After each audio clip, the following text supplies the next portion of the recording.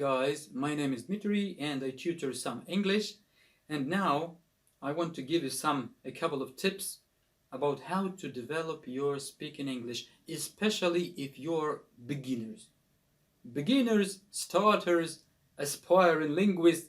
So yes, I'm joking, let us call you anyway, but the message is, if you are starting to learn English, for example, you have been attending some courses for 3 months, yes, and you want to speak English, as they say, naturally and automatically. So there is one crucially important aspect here, paramount importance. Though maybe you may not agree with me at once with it, but I tell you that I have checked it, verified this phenomenon within 20 years of my teaching experience, and it works always. You see, the initial phase of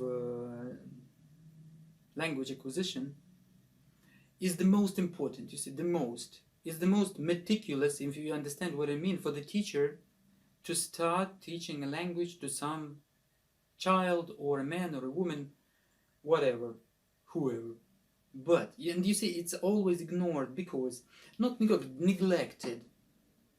Teachers use automated approach. What do? They open a textbook and they do exercises together with their students. Yes, exercises are often good, and there are audio, visual materials, and so on and so forth, but there is one word which ruins, in most cases, the speech of a person, and this word is called grammar. You see, it's very serious. Think about it. I often tell about it in my videos in Russian, and so I have decided to repeat it in English. When you speak, you're speaking with your subconscious mind. Subconscious, or maybe even unconscious. Okay, we are not now on psychological forums, but subconscious. But you're learning grammar of another language with your conscious mind. You see, if you compare our subconscious mind and conscious one, it's like in a huge iceberg, it's subconscious. Yes. At the small tip, 2 meters, it's conscious. Think about it, when you're speaking Russian or Ukrainian or Belarusian and so on, you don't think about how you speak. At least some clever teacher, quote unquote, starts to correct you. You don't think, you speak automatically. And you want to achieve this in English, in theory. So why then the very moment that you open a grammar textbook, where you see those do, does, have, has, and so on, your brain, your conscious mind starts automatically to check, to assess, to verify, and so to do everything with your subconscious mind while you're speaking. You see, so you try to produce sounds, letters automatically. Words, words. But at the same time, your conscious mind tries to filter them, you see, to say, oh, that's wrong, don't say that. It's okay, maybe. Say like this, you see? And it's a conflict, and you squander a lot of energy on this useless process. So I advise you very much, if you're a beginner, a true beginner, and you haven't been yet spoiled by some classical teacher, please close your grammar textbooks and throw them away. Of course, not throw, I'm humorizing here, but put them on the upper shelf that you don't see them entirely. You see, forget about their existence for half a year, maybe for a year, something like that. Then, when you're already a bit established in the language, then of course your mind will ask you some questions. For example, how to say, yesterday from some hour I had been doing this, or I was doing this, something like that.